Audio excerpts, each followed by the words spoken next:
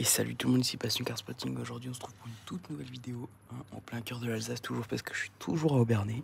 Une troisième partie des vidéos à Obernai Car Spotting. Donc là vous verrez en soi niveau voiture il y a moins de dingueries comme la première semaine, mais il y a toujours des dingueries à Obernai.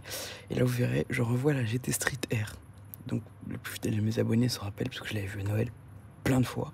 Là c'est la première fois qu'elle ressort en un mois. Et le mec s'arrête, me dit oh bah je regarde tes vidéos YouTube, je kiffe, on fait un tour. Hop, du coup j'ai fait le tour dans la GT Street R, de toute façon vous le savez, je l'ai mis dans le titre. Et voilà, donc je vous laisse avec les images. Donc les dernières images de la GT Street R, quand je fais l'intérieur, c'est là où il pousse vraiment.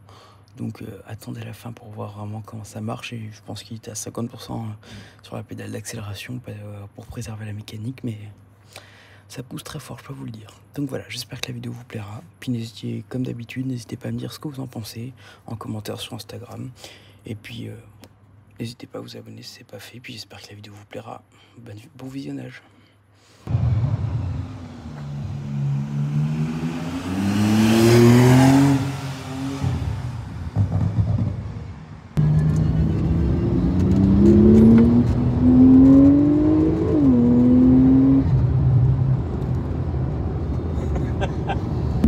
Je l'ai acheté 230 000, hein.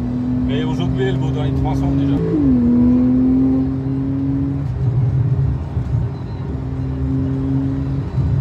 Ça tu pourras dire, t'as roulé dedans.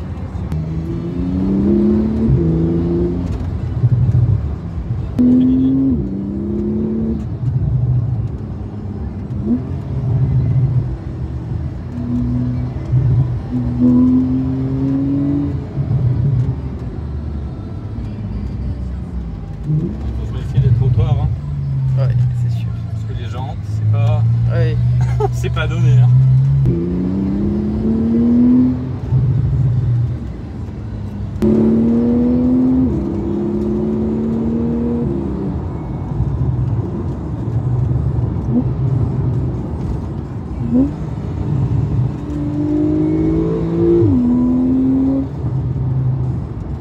Non, ça pousse bien, hein.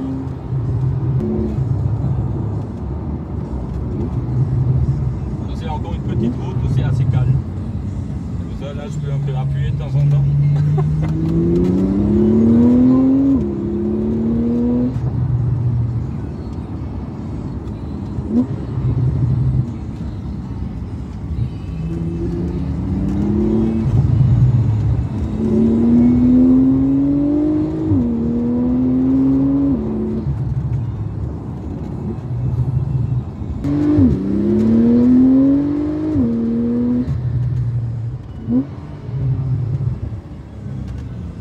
Alors les mecs, si on doit débriefer ce qui vient de m'arriver, je suis sous le choc. J'étais en train de carspotter normal dimanche après-midi. C'est calme, j'étais dégoûté, je vois la GT Street R, je suis refait. Et là il repasse, il se gare là-bas. Et je m'avance juste pour prendre des photos, pas déranger le propriétaire. Et il baisse la fenêtre au moment où je passe, il me dit ouais, c'est toi qui fais des vidéos YouTube qui vient des Vosges. Il m'a dit oh je suis tes vidéos, viens je t'emmène faire un tour. Et il m'a emmené faire un tour dans sa T-Card GT Street R 991, unique en France. Mais je suis choqué, c'est la première fois qu'un propriétaire me fait faire un tour de voiture et c'est dans une T-Card GT Street R unique en France. Mais c'est un truc de malade, je suis trop content. Un grand merci au propriétaire parce que je pense qu'il va regarder cette vidéo du coup. Et un grand merci, vraiment c'est génial.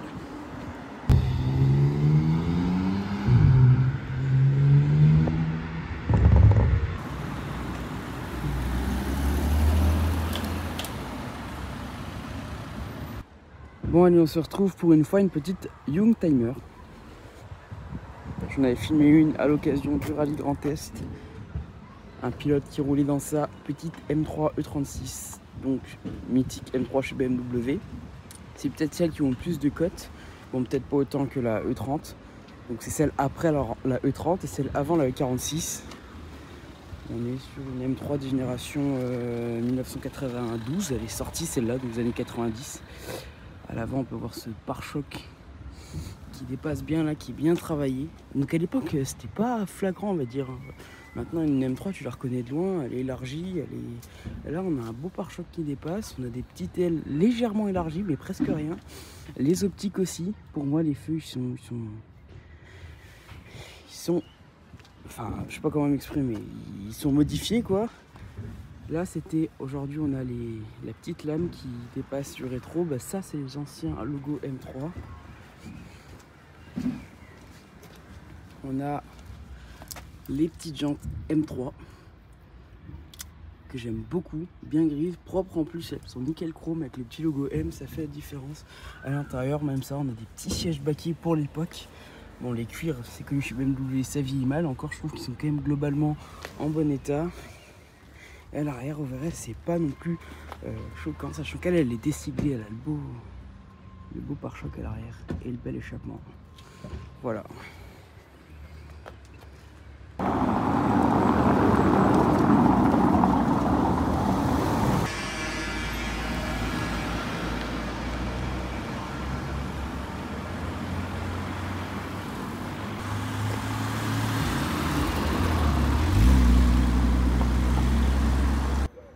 Bon allez, je vous la filme vite fait parce qu'on en voit très rarement un petit Skyline R34 GT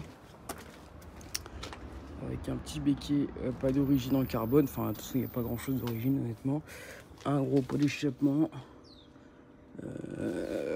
puis voilà, hein, sinon les grosses jantes de prépa,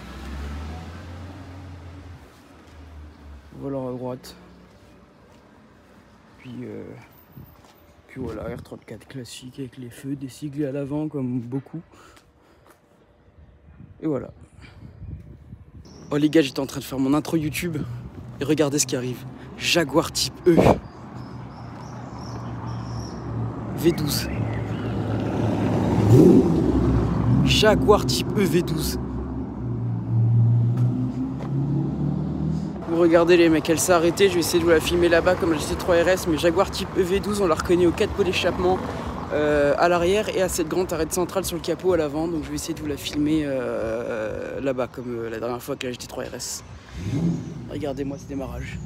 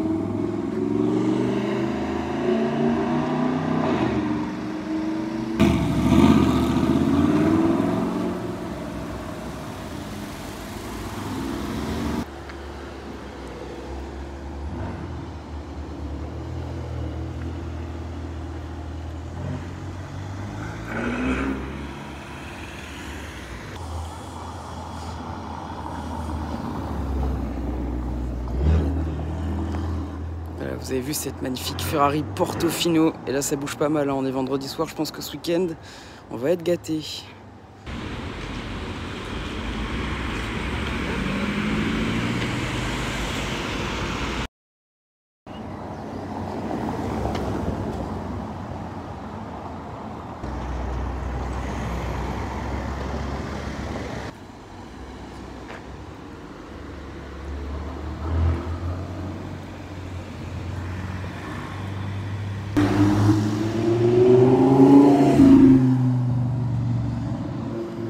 Petite soirée tranquille à Aubernais, proche du tranquille, hein. Et là voilà, je voulais vous la filmer vite fait, petite Camaro. Un la filme vraiment vite fait, elle est belle. Moi je suis nu, en plus on voit pas beaucoup. Jaune gris, sympa. Je te montrer la gueule à l'avant, bien agressive. Et voilà.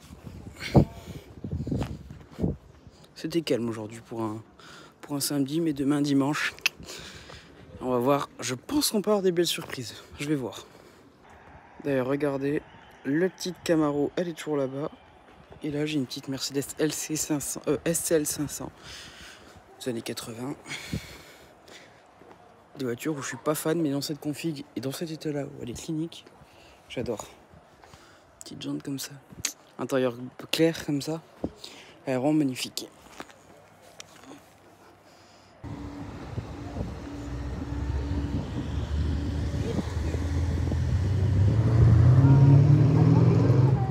Après le magnifique tour de la T-Car GT Street Air, on se retrouve encore avec une Porsche à domicile au restaurant, à l'hôtel du coup. Petite 911 Type G. Sublime. Classique. Les phares jaunes, ça lui rend un beau petit style, des petites jantes comme ça. Les intérieurs avec les carreaux écossais. Et puis le petit arrière avec la sono derrière. Voilà, j'aime bien les petites parties là noires comme ça, qui protègent les éclats de peinture et en même temps qui rendent un petit côté agressif. Elle est sublime, j'adore. Je vous ai filmé le 911 vite fait dès mon hôtel et là je marche tranquillement. Celle-là est très discrète, petite M5. Alors je crois pas que c'est une compétition, mais M5, une des dernières M5. Et on voit, je l'ai reconnu de loin parce que je me suis dit oh le pare-choc il était bien dessiné. Et puis plus je m'approchais, plus j'ai vu les échappements. Je me suis dit en plus elle est déciglée, donc elle est vraiment très discrète. Petite M5. Donc cette génération là c'est une V8 4x4. Et normalement comme c'est pas une compétition, elle sort du 400 chevaux. On peut voir les énormes pneus à l'arrière, elle est magnifique. La couleur lui va ravir. Une petite coque de rétro M. Le logo M5. Et cette beau pare-choc à l'arrière bien dessiné, cette belle bouche avec le petit logo M. Et puis voilà, elle est magnifique. On voit pas beaucoup des M5 comme ça. Elle a le toit en carbone. Elle est vraiment sublime. On va essayer de faire une belle petite photo, un beau petit point de vue. Regardez. Je vais me mettre là. Là. Avec l'église, ça fait un beau point de vue, une belle petite photo pour mon compte Instagram. Et voilà.